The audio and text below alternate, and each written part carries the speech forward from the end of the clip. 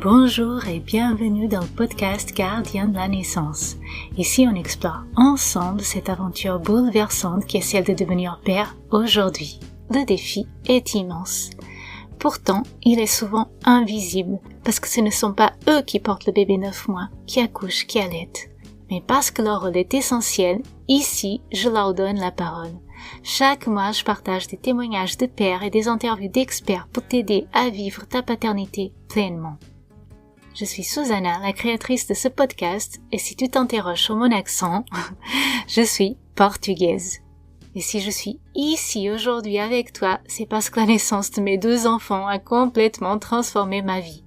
Et j'ai vu l'impact décisif que mon partenaire a eu sur mes grossesses, mes accouchements et même mes allaitements. Sans lui, sa préparation, son implication, c'est sûr que rien n'aurait été pareil. Dans une vie d'avant, je gérais une start-up dans la finance. Et puis je suis devenue mère et j'ai tout quitté pour suivre mon intuition, ce besoin de comprendre l'humain, le corps, le lien, l'amour. Et aujourd'hui, j'accompagne les futurs pères et les couples à se préparer ensemble à l'arrivée de leur bébé. Avant de commencer, si tu veux aller plus loin, j'ai créé un défi audio avec des exercices pratiques pour passer à l'action et commencer à incarner dès aujourd'hui le pilier, le gardien puissant, le père présent que tu as envie d'être. Le lien est dans la description de cet épisode. Je te souhaite une très belle écoute. C'est parti. Bonjour Clotilde, merci beaucoup d'avoir accepté d'échanger avec moi aujourd'hui. Merci à toi. Merci à toi pour l'invitation. Alors, pour donner un petit peu de contexte, il y a quelques semaines maintenant, j'ai interviewé ton mari, Patrice, sur son expérience de papa, sur le vécu des accouchements, comment il s'est préparé, comment il s'est senti. Et c'était assez intéressant parce qu'en discutant avec lui, j'ai senti une puissance incroyable, comme s'il avait réussi à trouver pleinement sa place, qu'il te faisait confiance à 100%. Et en discutant après avec toi, tu m'as dit que c'était quand même un processus de lui accorder cette place. Et comme parfois les papas me disent « j'ai du mal à trouver ma place », je me suis dit que c'était intéressant de discuter avec toi justement pour comprendre qu'est-ce qui freinait à la base et comment toi tu as réussi à lui accorder cette place. Voilà, est-ce que ça te va comme projet? Carrément. C'est vrai que quand tu m'as parlé de ça, ça a forcément fait écho à notre histoire et surtout à nos débuts en tant que couple en fait. Quand j'ai quitté mon ex-conjoint, je savais pas encore ce que je voulais personnellement, mais je savais ce que je ne voulais plus. Et en fait, j'avais souffert vraiment de ne pas être soutenue. Donc voilà, je voulais un homme, un vrai, qui soit là, qui soit présent, qui assume, qui soutient. Et du coup, Patrice est rentré dans ma vie. Et du coup, ça a été une construction vraiment au sein de notre couple déjà, parce que moi j'avais la place de la femme, mais qui était seule avec un enfant, qui assumait tout, qui comptait sur personne. Donc, il a fallu aussi que je lui laisse sa place. Et il a su la prendre aussi en me mettant des petits coups de pied gentiment aux fesses quand il fallait, en me disant écoute, maintenant je suis là, voilà, si tu peux compter sur moi, et si tu le fais pas, tu sers à rien quoi en fait. Donc ça s'est construit au fur et à mesure, mais je pense que le point de départ il est vraiment là en fait, c'est le début de notre couple, sachant que chacun arrive avec son bagage, chacun arrive avec potentiellement ses traumas, ou du moins les choses qu'il avait difficilement vécues dans son histoire de couple avant, chacun de notre côté. Et du coup on s'est élevés ensemble, on va dire. C'est-à-dire que moi j'avais peut-être un petit peu du mal à accorder ma confiance et justement à déléguer et à accepter cette place de femme au final. Tu vois, parce que je vois vraiment dans le couple sacré, c'est vraiment la complémentarité. Enfin, je veux dire, nous on a des aptitudes que les hommes n'ont pas et vice versa, tu vois, et c'est cette complémentarité qui fait justement notre force. Mais pour que ça fonctionne, je pense que nous femmes, il faut qu'on accepte aussi que on a besoin de leur force, parfois on a besoin aussi de leur protection, on a besoin de leur soutien. Et voilà, donc ça a été un travail chacun de notre côté, à titre personnel, voilà, de laisser aussi retomber l'ego, de réussir à identifier aussi des fois quand il y avait des déclencheurs. Non, ça c'est quelque chose que j'ai vécu avant qui fait que je réagis comme ça avec toi, mais tu n'es pas la personne d'avant, et voilà, on peut en discuter sainement, tu vois, le dialogue est ouvert. Ça c'est important aussi. Tu parles de déclencheur, donc il y avait quoi par exemple? Ben, quand on avait des désaccords, par exemple, l'un et l'autre, on avait tendance à surréagir, tu vois, et de suite à vouloir rentrer en communication, alors que voilà, sainement, on n'est pas apte à communiquer de manière constructive quand il y a quelque chose qui nous blesse, par exemple, tu vois. Et c'est vrai que souvent, il avait cette réaction de me dire, mais en fait, je ne suis pas ton ex. Donc là, tu te sens blessé, mais voilà, je ne suis pas lui, tu vois. Là, j'ai pas d'exemple concret qui me vient en tête parce que c'est tellement loin maintenant. Et et de son côté aussi, il avait donc il avait déjà, tu vois, cette forte prestance, mais il avait tendance à vouloir prendre le dessus en fait, tu vois. Et quand on avait des désaccords, ben, des fois c'était vraiment, je sentais qu'il était dans la provocation parce qu'avec son ex-conjointe, il fonctionnait comme ça, tu vois, c'était le conflit vraiment frontal. Et moi, je suis poisson, donc en fait, le conflit, Moi aussi. voilà, j'essaie d'esquiver au maximum, et en fait, au plus tu me rentres dedans et au plus je me ferme, et au moins j'ai envie de communiquer, quoi. Donc voilà, il a fallu qu'on réajuste tout ça, et ça a été dur pour lui aussi de se dire voilà, ma manière de rentrer en communication, c'est d'y aller frontalement et voilà, quitte à être en mode un peu bourrin, et je vois que ça fonctionne pas en fait. Donc comment je peux faire pour que pour qu'on arrive à communiquer, pour que donc au début ça a été des ajustements. On s'est fait aider aussi chacun de notre côté. On a notamment une réflexologue, voilà, bon, qui fait partie de ces personnes un petit peu connectées, qui ont su débloquer des choses aussi, chacun de notre côté. Et d'ailleurs, c'est rigolo parce que au début de notre histoire, je lui avais dit, écoute, si on est ensemble, c'est pour que ce soit mieux. Si c'est moi pour souffrir ou pour voilà, ou pour que ce soit conflictuel tout le temps, c'est pas la peine en fait. Donc je lui dis, écoute, je te donne le contact de cette personne, libre à toi. Et lui, il l'a pris un petit peu comme bon ben voilà, en gros, si je le fais pas, en gros, elle va me jeter, quoi, tu vois.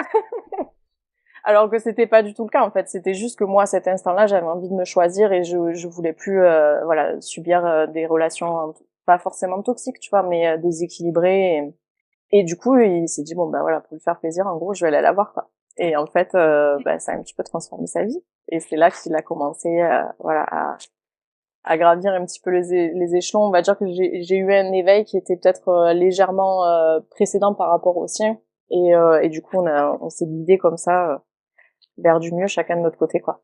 Je sais plus, j'ai entendu ça, mais quelqu'un qui disait que un couple, ça vaut toujours le coup tant qu'on continue de grandir ensemble. Oui.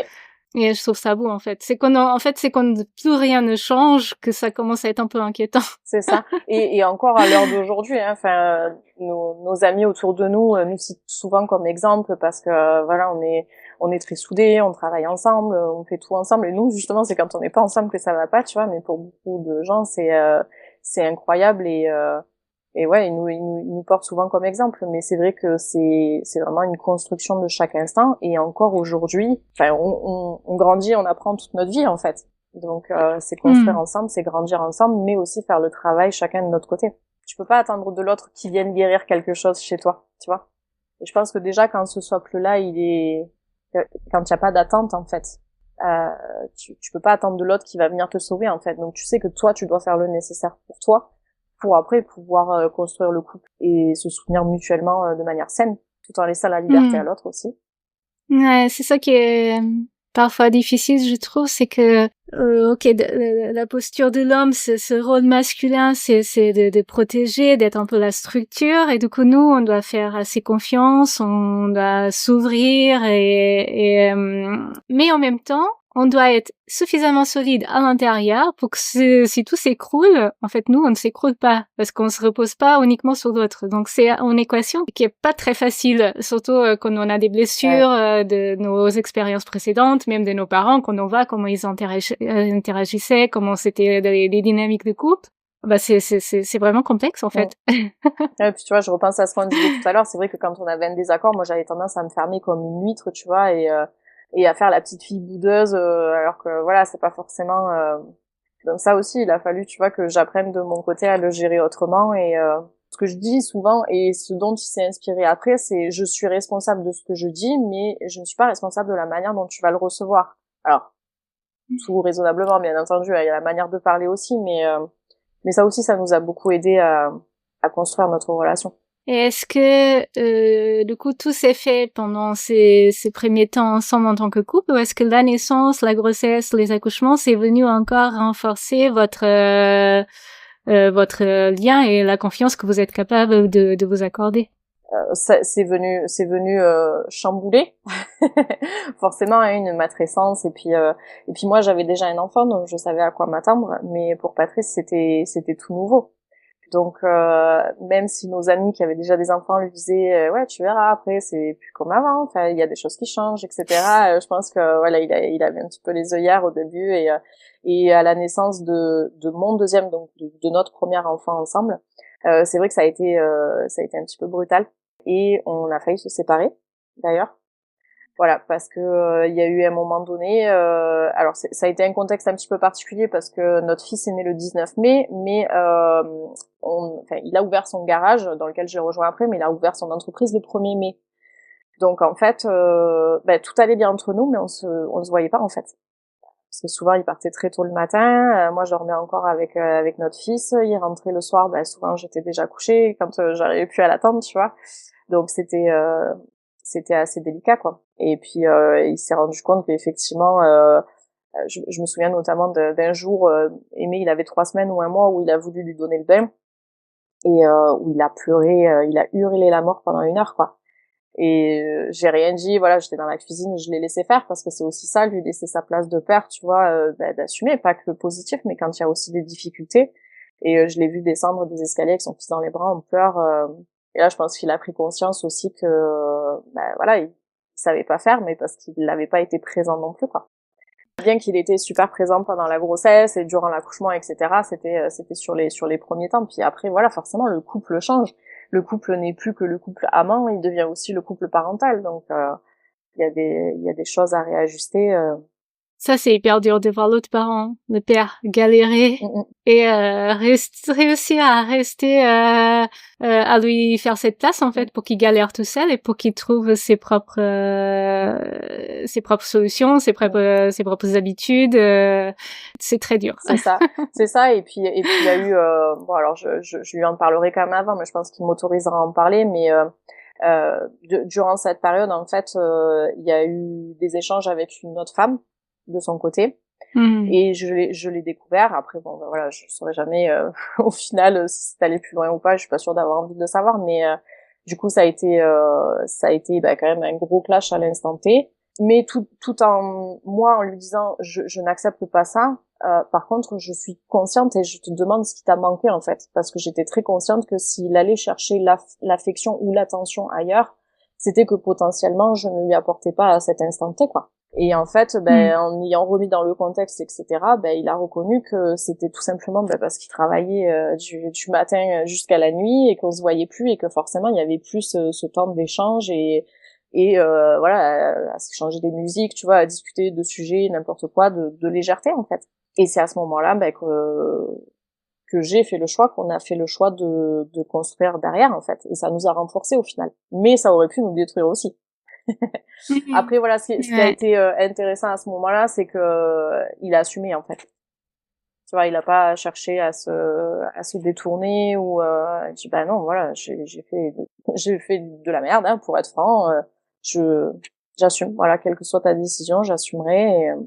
Et par contre, voilà, si on décide de se reconstruire derrière, c'est ça qui est délicat aussi dans ce cas de figure-là, c'est que par contre, il a été aussi juste en me disant, si on décide de reconstruire derrière, on n'oublie pas, mais par contre, il faut pas que ça revienne sur le tapis toutes les 2 secondes, quoi. Tu vois, ou à la moindre dispute, ou voilà, de mon côté, c'est soit je ne l'acceptais pas et c'était terminé, soit je l'acceptais, on en faisait quelque chose de constructif, mais c'était pas pour lui reprocher derrière, en fait. C'est hyper intéressant. Ok. Ouais. Ça a pas dû être facile. Alors c'était assez délicat pour moi, sachant que on était à 3 semaines, 1 mois postpartum, donc c'était dans la même période, et que c'était tout juste le moment où on reprenait une vie sexuelle, et où je me sentais de nouveau redevenir femme, je recommençais à prendre soin de mon corps, etc. Donc c'est vrai que j'ai pas forcément compris sur le moment, tu vois, mais justement on a eu de la communication, et j'ai cherché à savoir, tu vois, ce qui lui avait manqué, ce que peut-être je ne lui avais pas apporté, Parce que j'étais consciente aussi que dans ce cas de figure-là, je dis pas dans tous les cas de figure, attention, hein, je justifie pas l'infidélité ou la tromperie ou ce qu'on veut, mais je pars du principe que si tu cherches l'attention ailleurs, c'est que il y a quelque chose qui t'a manqué, peut-être involontairement de la part de ta moitié, tu vois. Des fois c'est les conditions qui font que, mais voilà, on s'est servi de ça pour avancer.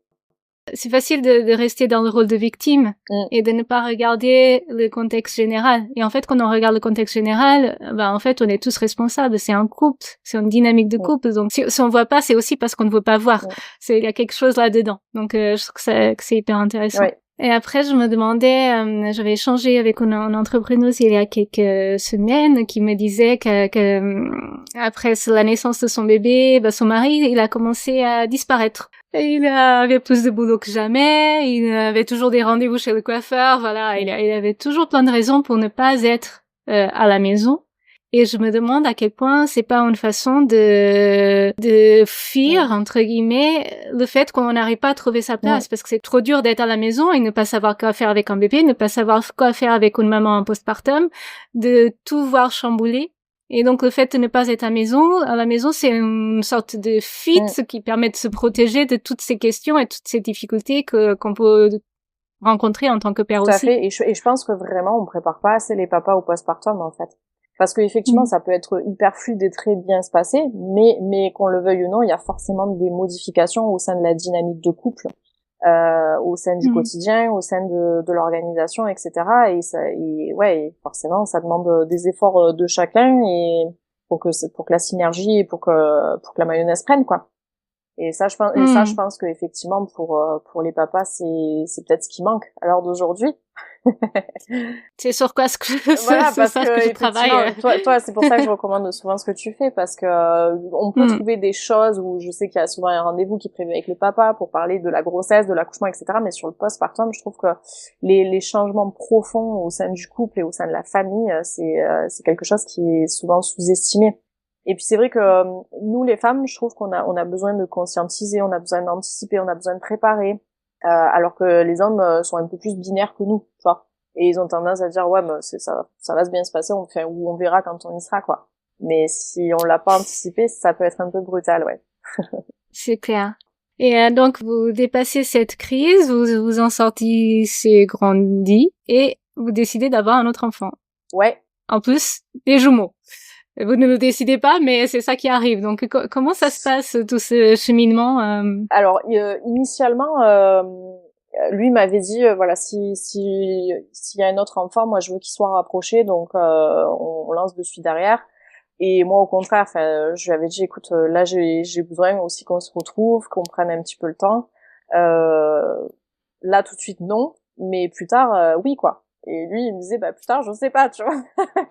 Donc, voilà, bon, on a quand même pris du temps pour nous, comme on a pu. Et effectivement, voilà, on se dit, allez, c'est parti, on lance l'affaire. Et puis, c'est arrivé dès le premier essai, quoi. Et sauf qu'en fait, il y en avait pas un, il y en avait deux. Donc voilà, ça a été une grande joie. Et en même temps, de mon côté, ça a quand même je me suis quand même posé beaucoup de questions, pas tant sur la grossesse et sur l'accouchement dans l'immédiat, mais sur l'après, sachant qu'on avait connu cette crise pour notre deuxième, pour notre premier ensemble. Je me suis dit waouh, avec des jumeaux ça va être encore plus intense. Donc comment on va réussir à traverser ça, sachant que voilà, c'est aussi l'éloignement émotionnel qui avait provoqué tout ça aussi. Donc voilà, c'est des questions et je pense que de notre côté en fait ça nous a servi d'expérience et c'est peut-être ce qui nous a renforcé, ce qui a fait qu'on a aussi bien traversé l'expérience avec les jumeaux d'ailleurs. C'est parce qu'on était conscient de ce qui s'était passé pour le premier et du coup on a tout mis en place pour être disponible pour l'autre et surtout communiquer un maximum. Voilà, donner notre ressenti, exprimer notre besoin aussi, parce que je trouve que dans un couple souvent on a tendance à espérer que l'autre fasse ou nous aime de la manière dont on aimerait être aimé, mais sauf que si on communique pas, voilà, on n'a pas. Enfin, je suis tombée sur le langage de l'amour. J'ai adoré ce livre, ça a été vraiment une révélation et je le trouve extraordinaire parce que souvent on a tendance à aimer l'autre comme nous on aime être aimé en fait, mais c'est pas forcément juste. Ouais. Là, je le note, je le mettrai en descriptif de l'épisode pour le livre. J'ai adoré ce livre. Et d'ailleurs, pour la petite anecdote, c'était juste après les jumeaux, je crois, où j'étais enceinte, j'arrive pas à me souvenir. Et ce bouquin était dans une petite cahute. Enfin voilà, on revient du marché en marchant et on foirefouille un peu dans la cahute à livres. Et il me sort ce bouquin et il me l'offre quoi. Et ça a été un des meilleurs cadeaux qu'il ait pu me faire parce que ça prouvait à cet instant-là qu'il me connaissait. Et j'en ai un merveilleux souvenir quoi. Incroyable. Quand il racontait un petit peu cette grossesse de jumeaux et l'accouchement, déjà quand on est enceinte jumeaux, les protocoles sont beaucoup plus stricts. Et donc j'avais vraiment l'impression qu'il avait joué un rôle de filtre, ou en tout cas de protecteur entre toi, ton projet de naissance, qui était plutôt physiologique, naturel, et tout ce que les protocoles t'imposaient. Est-ce que tu l'as ressenti aussi, ce rôle-là, et qu'est-ce que ça a joué pour toi en fait? Est-ce que tu sens que ça a fait une vraie différence? Totalement et vraiment c'est tellement important déjà pour une grossesse normale, mais encore plus pour une grossesse gémellaire. C'est une période de la vie des femmes, je trouve, où vraiment on a l'impression de plus posséder son corps, on devient une propriété publique, on est infantilisé. C'est-à-dire qu'on a l'impression que d'un seul coup, on a 2 neurones et qu'on n'est plus en mesure de prendre aucune décision. Donc voilà, on nous force la main, les praticiens ne sont pas toujours tendres et se permettent de dire ou de faire certaines choses que... J'ai vu la différence, hein, par exemple, le gynéco de l'hôpital, on l'a rencontré 2 fois, moi 1 fois toute seule et 1 fois avec Patrice. Rien à voir. L'attitude, rien à voir, quoi. Et puis quand tu vois que le praticien parle à ton mari, t'as envie de dire « Oh, je suis là, quoi ». Là, il nous avait raconté qu'il l'avait même appelé sur son téléphone. Ouais. C'est incroyable, cette histoire. Sur la fin de la grossesse, ouais, j'étais hors de moi. Pour essayer de te convaincre à aller à la maternité, c'était ça? Ouais, c'est ça. En fait, c'était un rendez-vous, à mon avis, pour prévoir la date de déclenchement, mais ça tombait genre le 26 décembre, quelque chose comme ça. Et j'étais à une demi-heure de la maternité, tu vois. J'avais ma sage-femme qui venait tous les 2 jours. Je voyais la gynéco 3 jours après, pour l'échographie. Franchement, je vois pas l'intérêt d'y aller, quoi. Tu vois, de me taper 1 heure de route, plus la fatigue, les allers-retours dans l'hôpital, tout ça, les étiquettes, machin, juste pour... bon. Donc du coup, le vendredi, j'avais appelé pour annuler poliment. J'étais tombée sur une sage-femme qui s'était montrée assez hautaine, qui m'a dit « Oui, mais si le gynéco vous a donné rendez-vous, c'est qu'il y a une bonne raison. » Je dis « Oui, je l'entends très bien, mais je vous dis que je souhaite annuler ce rendez-vous. » « Oui, mais parce que c'est comme ça, on peut pas vous forcer. » Sauf que je savais pertinemment qu'elle avait pas annulé les rendez-vous parce que tout le week-end, en fait, j'ai reçu les rappels Doctolib. Donc je me doutais bien que le lundi j'allais avoir un appel en fait et j'ai pas eu d'appel de la matinée et quand Patrice est remonté à midi mais dis-moi j'ai le gynéco qui m'a appelé quoi. Je dis comment ça et du coup on l'a rappelé derrière ensemble mais au téléphone pareil il a toujours été de mon côté en fait et ça c'est important mais parce qu'on avait vécu l'expérience physiologique pour notre premier ensemble avant et que il savait pertinemment que là c'était quelque chose qu'on nous proposait qui servait à rien et d'ailleurs il lui a posé des questions au téléphone, tu vois, il a investigué et il dit mais pourquoi vous voulez qu'on vienne en fait? Ah ben parce que c'est comme ça, c'est les protocoles. Oui non mais d'accord, mais pour quelle raison? Qu'est-ce que ça change? Ah ben c'est pour prévoir la suite. Oui, enfin là tout va bien et puis au final le gynéco il avait fini par s'énerver, à presque lui raccrocher au nez en lui disant ben puisque c'est comme ça, si jamais vous avez un problème, vous appellerez votre sage-femme ou votre gynéco. Ah ok, très bien. Donc oui, c'est incroyable. Ça a vraiment changé quelque chose. Et puis tu vois, le fameux rendez-vous avec le gynéco qu'on avait fait tous les deux, il voulait absolument nous prescrire la piqûre pour la maturation des poumons. Alors que j'avais pas spécialement j'étais pas en menace d'accouchement prématuré. J'avais le col, tu vois, qui était effacé et ouvert, mais voilà, il y avait pas spécialement j'avais pas de contraction, j'avais pas d'autres signes. Et on était tout juste sur la limite, je crois que c'est préconisé jusqu'à 34 semaines d'aménorrhée de mémoire, et je devais être à 33 quelque chose, tu vois, et je voyais ma sage-femme juste après. Et lui voulait qu'on prenne la décision et qu'on fasse le nécessaire à l'instant T. Et en posant des questions sur les risques, en utilisant le brain en fait, hein, pour faire un choix éclairé. J'ai senti qu'ils se sentaient vexés, tu vois, de nous faire l'ordonnance, mais qu'on n'accepte pas le truc de suite. Et je pense que le fait que Patrice soit là pour lui dire, non, écoutez, on prend les papiers, on va y réfléchir, et on prendra la décision une fois qu'on aura pesé le pour, le contre, et qu'on aura fait le tour de la question, quoi. Et ça, je pense que si j'avais été toute seule, ça aurait été très difficile en position de vulnérabilité de m'imposer en fait. Et, Oui. et sa place, elle commence là, parce qu'il s'agit de sa femme, mais il s'agit aussi de ses enfants. Donc, c'est pas évident pour les papas, je trouve, de faire la part des choses entre leur potentielle peur aussi, ce que peuvent leur raconter les professionnels de santé quand ils sont pas de ce milieu-là, tu vois. Donc, il a su aussi me faire confiance à ce niveau-là, sur mes recherches, sur ma connaissance sur le sujet. Ouais. Et il nous a raconté aussi à ce moment, parce que du coup, tu finis par accoucher chez Oui, toi, de oui. jumeaux, en travail. D'ailleurs, s'il y a des futurs parents de jumeaux qui nous écoutent, il faut absolument que aller voir le travail de Clotilde, qui est extraordinaire sur l'accompagnement des grossesses gémellaires, avec un livre notamment. Oui. Je trouve qu'il y a très très peu de ressources et toi, tu as tout un panel qui est vraiment très complet. Et donc, il nous raconte comment ça se passe à la maison et que vous appelez le SAMU et qu'un médecin ensuite essaye de vous amener en ambulance à l'hôpital et qu'il refuse. Et ce moment-là, je trouvais que c'était quand même exceptionnel. C'est pas facile en Alors, fait d'assumer cette tout à posture-là. fait. Juste pour te refaire un petit peu le contexte quand même, pour que les gens qui nous écoutent comprennent bien aussi la situation. Oui. On avait vécu un AAD pour notre premier ensemble, donc on s'était dit si on a un troisième enfant, ça se fera à la maison tous les deux, parce qu'on était sortis du périmètre de notre sage-femme, donc on s'était dit bon voilà, on fera ça entre nous quoi. Et au final voilà, le fait qu'on attende des jumeaux, ça a été un petit peu la désillusion, parce que de suite tu te retrouves avec une étiquette grossesse pathologique, on te parle déjà du futur accouchement, de déclenchement de trucs, alors que t'as même pas digéré la nouvelle. Et du coup on en a quand même beaucoup discuté. C'est vrai que j'avais beau essayer de me projeter en maternité, moi j'y arrivais pas en fait. J'y arrivais pas. Et lui par contre me disait écoute, franchement pour des jumeaux, enfin je me sens pas à la maison, tu vois, c'est trop de responsabilité, et puis même si tu fais abstraction de tout ce que les professionnels de santé te disent, mine de rien les risques, tout ça tu les entends, tu vois, dans ton inconscient. Donc le projet initial c'était d'aller en maternité, mais avec un projet physio béton. Lui il était en mode voilà protecteur, je sais ce qu'on veut, je sais ce qu'on veut pas, je serai là pour toi, etc. Mais moi tout en ayant dans un coin de mon cœur l'intime conviction que dans tous les cas ce serait jamais respecté à 100%, tu vois. Et même moi je savais pas si j'allais pouvoir être capable de.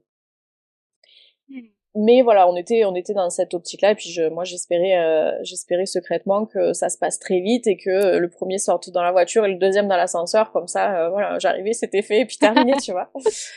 Et au final, je pense que les derniers échanges qu'on a eu avec les professionnels de santé sur la fin, donc déjà cette fameuse histoire des piqûres pour la maturation des poumons avec le gynéco, le fameux rappel avec son ton hautain à Patrice parce que j'avais pas honoré mon rendez-vous, et puis la veille de l'accouchement j'y avais été parce que j'avais eu des saignements et j'étais tombée sur une professionnelle de santé qui déjà vu que j'étais pas en travail, Patrice était resté à l'extérieur. Et très frontalement, elle m'a dit c'est bon, vous êtes à 38,6, je veux que vous accouchiez aujourd'hui. Ah oui. Donc ça a été tellement violent en fait. Enfin pour beaucoup de gens lambda ça pourrait paraître normal, mais en fait pour moi ça a été j'étais presque sidérée en me disant mais attends, on se rend compte de la violence de cette phrase en fait. Je suis pas en travail, tout va bien, j'ai juste eu quelques saignements, mais vous avez vérifié, il y a rien d'anormal. C'était juste le col qui travaillait en fait. Comment toi t'es qui pour vouloir quelque chose sur mon corps en fait. Et puis là mon premier réflexe à ce moment-là, je pense que j'ai été inspirée parce que on avait vécu tout ça avant aussi, c'est de me dire mais attendez, enfin oui je suis enceinte, mais je dis c'est nos enfants, mon mari est là aussi, et je dis il est hors de question que je prenne une décision toute seule, enfin il fallait vite, tu sais. Et ça, c'est quelque chose que je conseille souvent aux parents que j'accompagne, c'est souvent de différer la décision quand il n'y a pas d'urgence vitale, bien entendu, mais voilà, de prendre toujours un temps de recul, de mettre à distance, parce que souvent on joue sur justement les sentiments à l'instant T pour faire basculer la décision de suite. Mais voilà, quand il n'y a pas d'urgence, on peut se laisser un temps. Et puis c'est là qu'on s'est dit, même Patrice il m'a dit je sens bien que ça nous ressemble pas tout ça quoi. Mais le jour J, voilà, la voiture était chargée et le projet initial c'était de partir à la mater quoi. Sauf que en fait je me suis mise en travail, j'ai géré mon truc dans mon coin, lui il m'a laissé faire, et puis au final il m'a jamais posé la question. Et je pense que c'est pour ça que ça s'est fait aussi. Enfin, je dis, c'était incroyablement banal en fait. Tu vois, ça faisait juste partie de la continuité de notre quotidien et de ce qu'on vivait dans notre foyer. Mais par contre, il m'aurait posé la question. Je pense que ça aurait fait basculer la situation parce que inconsciemment, le message que j'aurais entendu à ce moment-là, c'est il doute de moi ou il doute de ce qui pourrait advenir. Tu vois. Et justement, il t'en a parlé que toutes les craintes qu'il a pu avoir, etc. Il a gardé ça pour lui, quoi. C'est incroyable, c'est incroyable et c'est vraiment pas facile à faire. Ouais. Donc j'ai trouvé ça extraordinaire. Ouais, puis il a su, même dans le déroulement de l'accouchement, alors il était présent sans être imposant.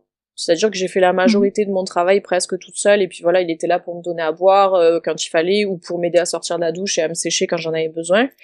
Mais il a pas cherché, tu vois, à intervenir pour me soulager ou pour m'aider à avancer dans le processus. Et ce que je tiens à dire aussi, c'est que Patrice, à la base, il a beaucoup de mal avec le sang, les fluides, les odeurs. Et en fait, le fait d'être présent, d'être acteur, parce qu'il y avait personne d'autre, il a fait des choses incroyables.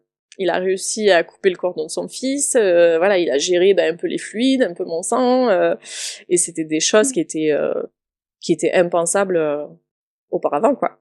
Ouais. Bah oui, ils se transforment. En fait, c'est un moment transformateur pour eux aussi. Totalement. Et c'est vrai que je me souviens d'une petite phrase. Bon, j'étais sur les toilettes du coup, et notre fils aîné, là, je l'avais dans les bras, il s'est mis à pleurer. Et, il regarde l'heure et il me dit bon PK, si tu nous fais ça bien, on est paré pour le goûter, quoi. Tu vois, ça faisait même pas 1 heure que j'étais en travail. Donc ça s'est fait dans la joie, dans la rigolade, et ouais, c'était fluide, quoi. C'était fluide. Ouais, mais il a dû quand même après gérer les médecins qui sont venus. C'est ça en fait.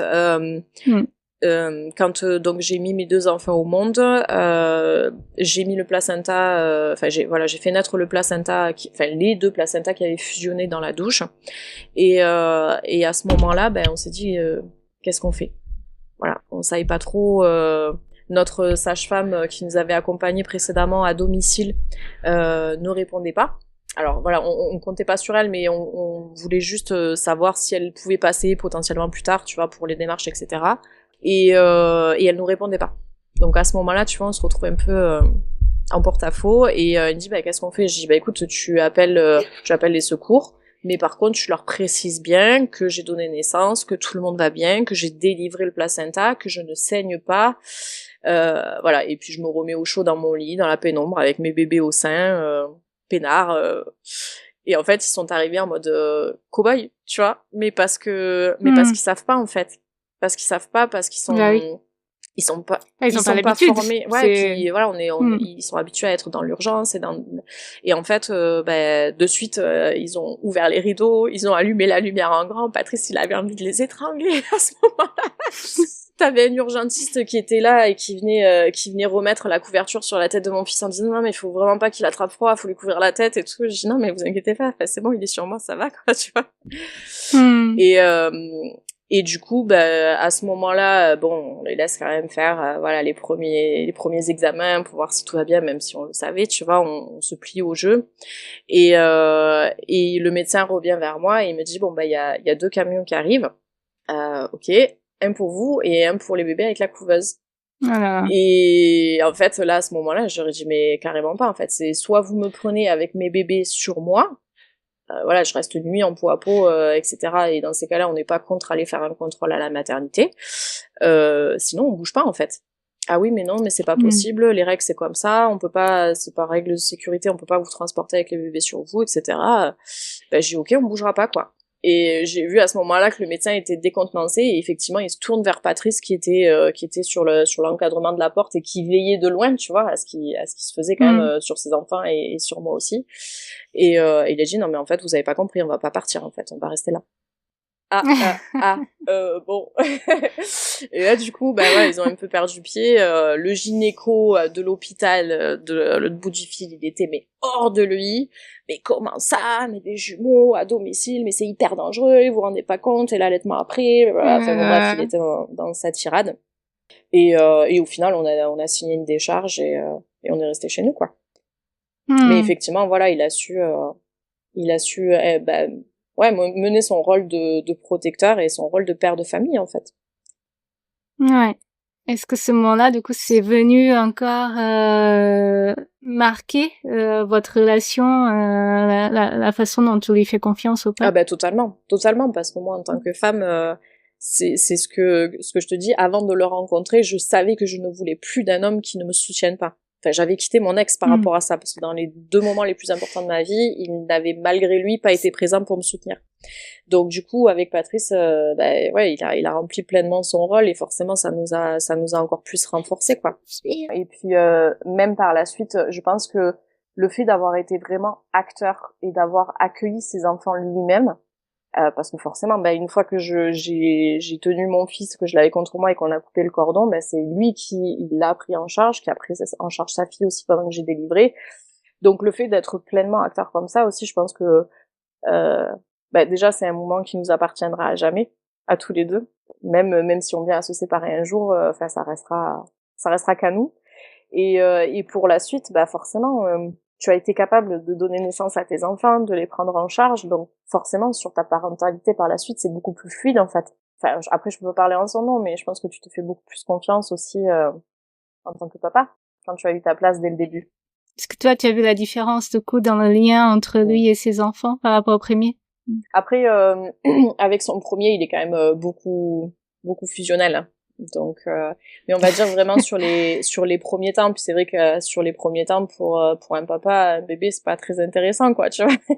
Les interactions sont quand même limitées, mais il a su plus en profiter aussi.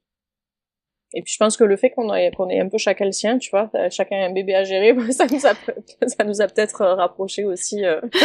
Les craintes que tu avais par rapport au fait d'avoir des jumeaux et l'impact que ça pouvait avoir sur le couple, est-ce qu'il y a quand même eu des tensions qui sont arrivées ou est-ce que c'était plus fluide? En fait, pas du tout. C'était totalement fluide. On a d'ailleurs retrouvé une vie intime assez rapidement, mais parce que voilà, j'ai eu aussi un accouchement fluide et que je me sentais, j'ai jamais pété le feu autant. J'aurais retourné la maison après avoir accouché, tu vois, pour te dire à quel point j'étais en forme. Voilà, le contexte de vie, la nutrition, tout ce qu'on avait mis en place avant, je pense que ça a vraiment porté ses fruits aussi. Et même si on avait nos enfants avec nous ou sur nous, on a su quand même garder des moments de complicité, tu vois, où on faisait des jeux de société ensemble, où on passait des heures à discuter autour d'un thé, on n'avait pas de télé, tu vois, donc le contexte était quand même favorable.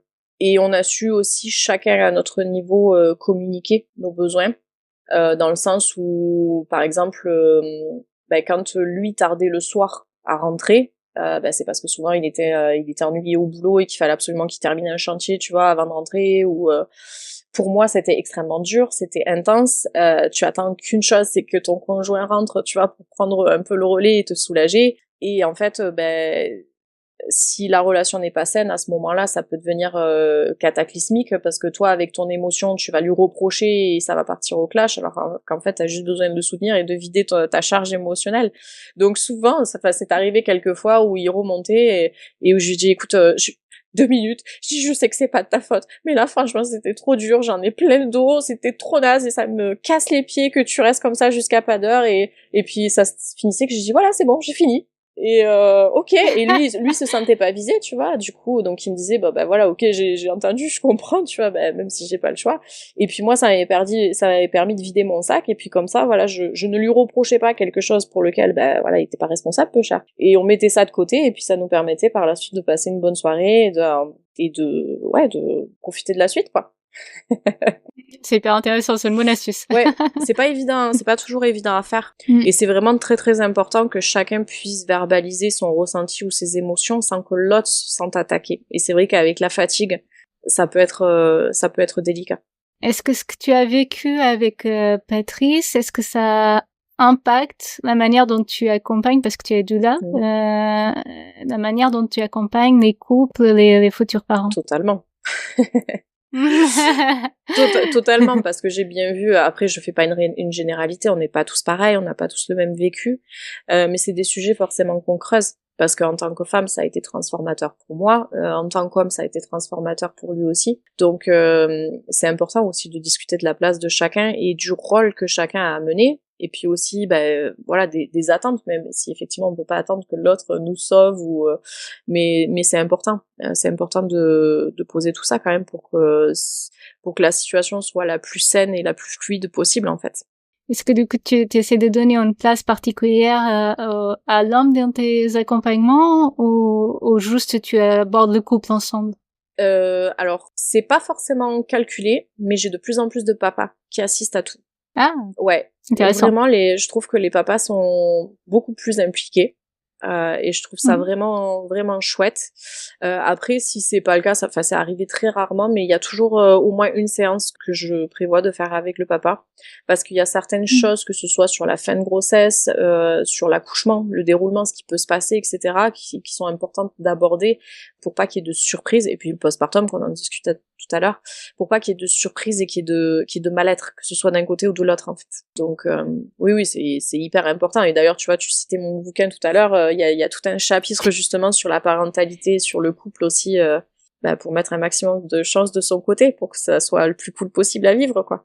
Ah oui, parce que surtout avec les jumeaux, là, c'est un vrai challenge en fait pour le couple. Tout à fait. Et j'aimerais bien me parler d'un truc avec toi, c'est que j'avais la discussion avec une autre doula amie, comme je l'appelle, à ce sujet-là, c'est que Michel Audin, au sujet de la place du père au niveau de la naissance, est assez catégorique pour lui et sa conjointe Liliana Lamers. Pour respecter au maximum la physiologie, on est des mammifères, donc on est censé enfanter, voilà, dans notre coin, un petit peu comme une chatte le ferait dans son carton, tu vois, chaud, sombre, petite pièce, tranquille. Alors ça, c'est quelque chose dont on discute aussi avec les parents, c'est que effectivement, sur le point de vue biologique, c'est ce qui est de mieux. Sauf qu'il faut pas oublier qu'on est des êtres construits aussi par l'épigénétique, par les modifications sociales sur plusieurs siècles, et que, en fait, si le couple est sain à la base, s'il y a une synergie au niveau de la sexualité, enfin, je pense que vraiment tout est lié. La place du père peut être vraiment un plus.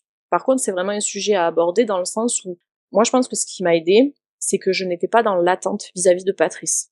C'est-à-dire que pour la naissance de mes jumeaux, j'étais dans mon truc, je savais que je gérais seule et je savais que j'étais la seule à pouvoir le faire et que de toute façon, j'allais le faire toute seule, tu vois. Et l'avoir avec moi, c'était juste un plus en fait. Et je pense que vraiment quand il y a cette relation-là, quand il n'y a pas d'attente, que voilà, le père a l'humilité aussi de se dire je peux rien faire de plus que d'être là, d'être son roc, de la soutenir, de la protéger. Il se passe vraiment un truc magnifique. Donc je suis pas tout à fait d'accord avec la place du père du coup, parce que je trouve que surtout là sur la dernière décennie, ça s'est vraiment modifié, et je pense que c'est hyper important aussi pour la suite de la parentalité. Ouais, je suis pleinement d'accord avec toi. Je crois que j'en ai parlé dans ma dernière newsletter, si je me trompe pas. Parce que, en fait, en théorie, je suis d'accord. Mais dans la pratique, aujourd'hui, on est quand même dans un monde où c'est pas physiologique. Tu vas à l'hôpital, très vite, il y a des perturbations, en fait. Tu peux avoir un accouchement à peu près physiologique, mais quasiment jamais 100% physiologique. Et en fait, à partir du moment où on vient perturber la physiologie, on interrompt ce processus. Et donc, parfois, il faut compenser. Et effectivement, la place du père, notamment en milieu hospitalier, elle est indispensable pour moi aujourd'hui. Bien qu'ils aient du mal à trouver leur place aussi, parce que c'est vraiment pas évident. Bien sûr. Mais oui, c'est hyper important. Et même si je suis d'accord effectivement sur le principe, après ça dépend de l'histoire de chacun aussi. Parce que tu vois, y a certains pères aussi, en fonction de leur histoire, qui sont pas du tout à l'aise avec le fait d'être présent. Et c'est tout à fait ok. Mais c'est des sujets qu'il faut qu'ils soient abordés, parce qu'effectivement ça peut laisser un goût amer à la mère, tu vois. Voilà, et le fait d'en discuter, etc., si la place du père c'est d'être à côté, et puis le fait d'avoir une doula ou une merveilleuse sage-femme présente qui est là pour accompagner la maman, c'est tout autant ok en fait. Donc c'est vraiment aussi sur la synergie du couple initialement, quoi. Ouais, c'est ça. Et c'est ça que je voulais dire aussi, c'est que en fait, aujourd'hui, dans les contextes dans lesquels on est, en théorie, une femme seule dans son coin, dans la pénombre, devrait être pleinement en confiance et être capable d'enfanter seule. Mais aujourd'hui, peut-être qu'elle va se sentir plus en confiance dans un cadre où elle est soutenue. Peut-être que même l'hôpital, c'est l'endroit où elle se sent le plus en sécurité, et que ça va l'aider à s'apaiser et à être détendue, et que si elle était seule chez elle, ça irait pas du tout. Tout à fait.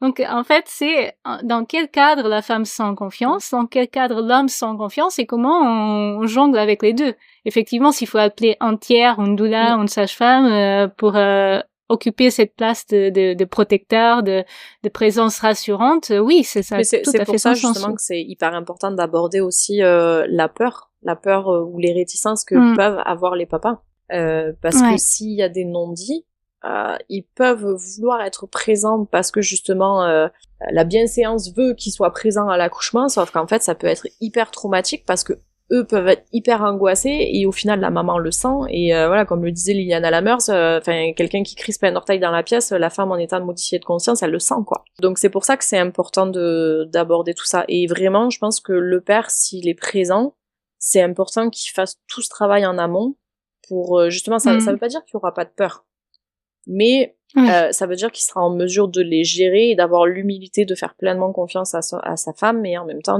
d'agir s'il y a besoin de faire quoi. Comme Patrice. Oui. Merci beaucoup Clotilde. Je pense que c'est un bon message de fin. C'est vraiment s'il y a quelque chose à retenir pour les futurs pères, c'est ça, aborder leur peur en amont. Ouais. Et d'ailleurs ton programme est formidable pour ça, je pense, et la construction des épisodes que tu as enregistrés là, que tu me disais, je pense que c'est chouette la suite logique, parce que ça met tout en parallèle, tu vois, tout est relié. Merci beaucoup. Merci à toi. Merci d'avoir écouté cet épisode des Gardiens de la naissance. Si cette interview t'a touché ou éclairé, le défi audio te sera encore plus utile. Ce sont plus de 20 sujets spécifiquement dédiés aux futurs pères, avec des outils pratiques et des actions concrètes à mettre en place dès aujourd'hui. On y parle de grossesse, d'accouchement, de postpartum, d'allaitement, de liens avec ton bébé, de sexualité, de comment parler d'argent en couple. Bref, j'ai mis tout ce qui aurait changé la vie de mon mari et la mienne pendant ma première grossesse. Ce podcast est tout nouveau et j'ai besoin de ton soutien pour le faire connaître. N'hésite pas à le noter sur ton appli ou à le partager avec tes amis. Et si tu veux recevoir des ressources gratuites chaque semaine, inscris-toi à ma newsletter. Tous les liens sont en description de l'épisode. On se retrouve très vite pour un nouveau récit. À bientôt.